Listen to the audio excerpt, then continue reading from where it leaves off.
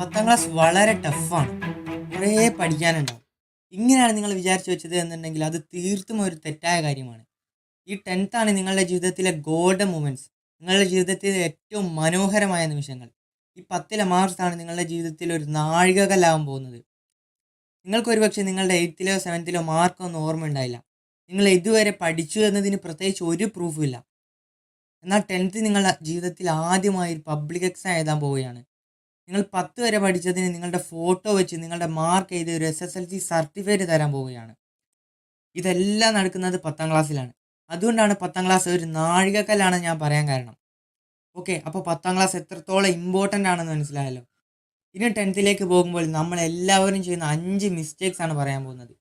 ഈ മിസ്റ്റേക്ക് നിങ്ങൾ ഉറപ്പായും അവോയ്ഡ് ചെയ്യണം. അപ്പോൾ mistake number 1, low score in 9th. നിങ്ങൾക്കൊരു പക്ഷേ 9ാം ക്ലാസ്സിൽ മാർക്ക് കുറവാണ് എന്ന് വെക്കുക. എന്നാലും അതൊന്നും നിങ്ങളെ 10ാം ക്ലാസ്സിനെ യാതൊരു വിധത്തിലും ബാധിക്കുന്നില്ല. അതുകൊണ്ട് തന്നെ എനിക്ക് 9ാം ക്ലാസ്സിൽ മാർക്ക് കുറവാണ്, 10ലെത്തിയാൽ എങ്ങനെ പഠിക്കുമെന്ന് ആലോചിച്ച് ടെൻഷൻ അടിക്കേണ്ട. അപ്പോൾ 9ത്തിലെ കോൺസെപ്റ്റ് 10ത്തിൽ വന്നാൽ അത് വിട്ടേക്ക്. 1-2 കോൺസെപ്റ്റുകൾ അത് ഒപ്പം തന്നെ പഠിക്കാവുന്നതേ ഉള്ളൂ. അത് ഒഴിച്ചു കഴിഞ്ഞാൽ 9ഉം 10ഉം തമ്മിൽ യാതൊരു ബന്ധവുമില്ല. പിന്നെ പല കുട്ടികളുടെയും പേടി ഞാനൊരു ആവറേജ് സ്റ്റുഡൻ്റ് ആണ്, ഞാൻ എങ്ങനെയാണ് 10ലെത്തിയാൽ ഫുൾ A+ വാങ്ങിക്കുക എന്നതാണ്. എനിക്കൊരു ഫ്രണ്ട് ഉണ്ടായിരുന്നു, അവന് 9ത്തിൽ 50% പോലും ഇല്ലായിരുന്നു. ആവറേജും അല്ല, ബിലോ ആവറേജ് സ്റ്റുഡൻ്റ് ആയിരുന്നു അവന്. ടീച്ചേഴ്സിനൊക്കെ അവൻ പാസ്സാകുമോ എന്ന് വരെ പേടിയായിരുന്നു. വിഷുവിലെയും ക്രിസ്മസിലെയും പരീക്ഷയിലൊക്കെ അവൻ പല വിഷയത്തിലും പൊട്ടി. എന്നാൽ മെയിൻ പരീക്ഷ മാർച്ചിലായിരുന്നു. അതുകൊണ്ട് ജനുവരി ആ ടൈം ആകുമ്പോഴത്തേക്കൊക്കെ പാഠങ്ങളെല്ലാം തീർത്ത് ബാക്കി ഈ സമയം മുഴുവൻ റിവിഷൻ ആയിരിക്കും. ആ സമയം മുഴുവൻ ഇവൻ ഇരുന്ന് പഠിച്ച് റിസൾട്ട് വന്നപ്പോൾ ഇവന് 8A+ 2Aയും. 9ത്തിൽ ഒരു ബിലോ ആവറേജ് സ്റ്റുഡൻ്റ് ആയിരുന്ന അവന് 10ത്തിൽ ഇത്രയും മാർക്ക് വാങ്ങാൻ സാധിക്കുമെന്നുണ്ടെങ്കിൽ ഒരു ആവറേജ് സ്റ്റുഡൻറ്റിന് ഉറപ്പായും 10A+ വാങ്ങാൻ പറ്റും. അതിന് നമ്മുടെ മെൻറ്റാലിറ്റിയാണ് ആദ്യം വ്യത്യാസം വരുത്തേണ്ടത്. ആരൊക്കെയോ അതും ഇതും പറയുന്നത് കേട്ട് ഡീമോട്ടിവേറ്റ് ആവരുത്. 10ത്തിൽ നിങ്ങളുടെ ലൈഫിലെ ഏറ്റവും മികച്ച ക്ലാസ് ആയിരിക്കും. അതിന് നിങ്ങൾ ഇന്നൊരു കമൻറ്റ് ചെയ്യും, class 10th will be the best class of my life. ഇങ്ങനെ ഒരു കമൻറ്റ് ഇടും. അപ്പോൾ mistake number 2, follow less teacher. എന്താണ് ഇതിൻ്റെ അർത്ഥം? ഇപ്പോൾ ഒരു കുട്ടി യൂട്യൂബ് ക്ലാസ് നോക്കി പഠിക്കുന്നു, സ്കൂളിൽ നിന്ന് പഠിക്കുന്നു, ട്യൂഷനിൽ നിന്ന് പഠിക്കുന്നു, ഓൺലൈൻ ട്യൂഷനിൽ നിന്ന് പഠിക്കുന്നു, അങ്ങനെ പല സ്ഥലങ്ങളിൽ നിന്ന് പല ടീച്ചേഴ്സിൽ നിന്ന് പഠിക്കുന്നു. ഓരോ ടീച്ചേഴ്സും പല മെത്തേഡിലായിരിക്കും പഠിപ്പിക്കുന്നത്, പല രീതിയിലായിരിക്കും പഠിപ്പിക്കുന്നത്. ഇതെല്ലാം കൂടി പഠിക്കാൻ നോക്കുന്ന കുട്ടി ഫുൾ കൺഫ്യൂഷനായി ഒന്നും കിട്ടാതെ പോകും. അതിന് ഒരു സബ്ജക്റ്റ് ഒരു ടീച്ചേഴ്സ് അല്ലെങ്കിൽ മാക്സിമം 2 ടീച്ചേഴ്സ്, ദാറ്റ്സ് ഓൾ. റിയാലിറ്റിയിലോട്ട് നോക്കിയാൽ ഒരു വിഷയം 4 ടീച്ചേഴ്സോ 10 ടീച്ചേഴ്സോ പഠിപ്പിച്ചിട്ട് കാര്യമില്ല, നമ്മൾ സ്വന്തം പഠിക്കുന്നത് വരെ. അപ്പോൾ 3ാമത്തെ മിസ്റ്റേക്കാണ് സ്മാർട്ട് സ്റ്റഡി. എന്താണ് ഈ സ്മാർട്ട് സ്റ്റഡി? ഇതിലെ ഫസ്റ്റ് സ്റ്റെപ്പാണ് ഹൗ മെനി ഹവേഴ്സ്. ഞാനിന്ന് ഫിസിക്സിലെ ഈ ചാപ്റ്റർ പഠിക്കും, അല്ലെങ്കിൽ സോഷ്യലിലെ ഈ ഭാഗം കംപ്ലീറ്റ് ചെയ്യും. ഇതേപോലെ ഓരോ ദിവസം ടാർഗറ്റ് വെച്ച് പഠിക്കുക, എന്നിട്ട് അത് വെച്ച് ടൈം ടേബിളും ക്രിയേറ്റ് ചെയ്യുക. ഇപ്പോൾ ഒരാൾ പറയുകയാണ് നിങ്ങൾ 7 മണി മുതൽ 8 മണി വരെ ഇത് ചെയ്യണം, 9 മണി മുതൽ 10 മണി വരെ ഇങ്ങനെ ചെയ്യണം. ഇതേപോലെ സ്ട്രിക്റ്റ് ആയിട്ട് ടൈം ടേബിൾ ഉണ്ടാക്കാതെ ഈ 5 കാര്യങ്ങൾ ഞാനിന്ന് ചെയ്തു തീർക്കും, ഇത് ചെയ്തിട്ടേ ഞാനിന്ന് ഉറങ്ങും, ഇതേപോലെ ഉണ്ടാക്കുക. അടുത്ത സ്റ്റെപ്പ് എന്താണ്? Subject strategy.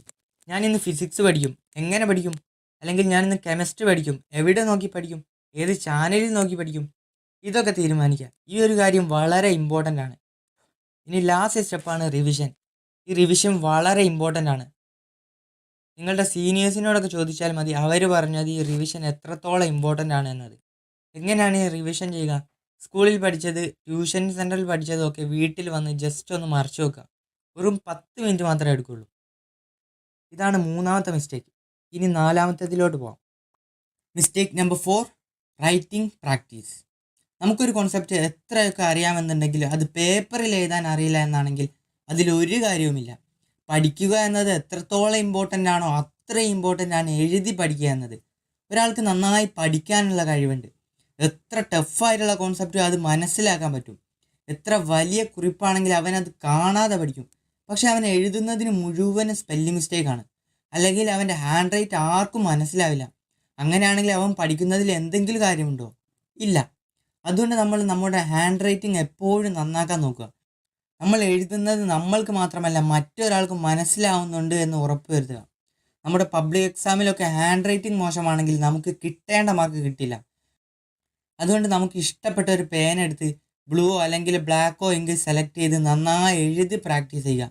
എഴുതി പ്രാക്ടീസ് ചെയ്യുക തന്നെയാണ് ഏറ്റവും ഇമ്പോർട്ടൻ്റ് ആയിട്ടുള്ള ഒരു കാര്യം. നമ്മുടെ ലാംഗ്വേജ് എക്സാം ആയിക്കോട്ടെ, ഇംഗ്ലീഷ് ആയിക്കോട്ടെ, ഇനി ഹിന്ദി ആയിക്കോട്ടെ, ഇതെല്ലാം മറ്റൊരാൾക്ക് മനസ്സിലാവുന്ന രീതിയിൽ എഴുതി നമ്മൾ പഠിക്കേണ്ടതുണ്ട്. അതേപോലെ എത്ര കോംപ്ലിക്കേറ്റഡ് ആയിട്ടുള്ള കോൺസെപ്റ്റ് ആണെങ്കിലും വളരെ സിമ്പിളായിട്ട് പ്രസൻറ്റ് ചെയ്യാൻ പഠിക്കുക. ഇത് നിങ്ങൾക്ക് 10th മാത്രമല്ല വലിയ ക്ലാസ്സുകളിലേക്കും ഉപകാരപ്പെടും. ബുക്കിൽ എന്താണോ പറഞ്ഞത് അത് കോപ്പി പേസ്റ്റ് ചെയ്യാതെ നമ്മുടെ ഭാഷയിലാക്കി എഴുതുക. അങ്ങനെ സിമ്പിളായിട്ട് പ്രസൻറ്റ് ചെയ്യാനായിട്ട് നിങ്ങൾക്ക് ഫെയിൻമാൻ ടെക്നിക്ക് പോലുള്ള ടെക്നിക്കുകളൊക്കെ ഉപയോഗിക്കാൻ പറ്റും. നമ്മുടെ എല്ലാ ക്ലാസ്സുകളിലും ഉണ്ടാവും ക്ലാസ്സിൽ വലിയ ആക്റ്റീവ് ഒന്നും അല്ലെങ്കിൽ എക്സാമിന് നല്ല മാർക്ക് വാങ്ങിക്കുന്നവർ.